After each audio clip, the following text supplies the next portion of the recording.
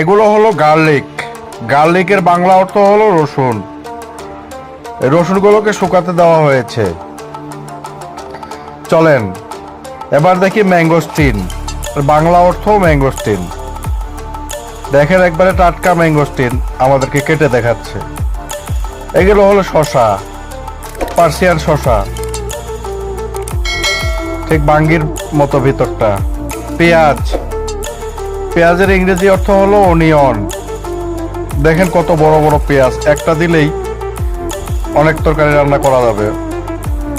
এটি হলো জিকামা, বাংলা অর্থ হলো শাকালু। আসলে শাকালু মানে আমরা অনেকেই কেশুর নামে চিনি এটাকে, অনেক মিষ্টি। এটি হলো মিষ্টি আলু বা সুইট পটাটো।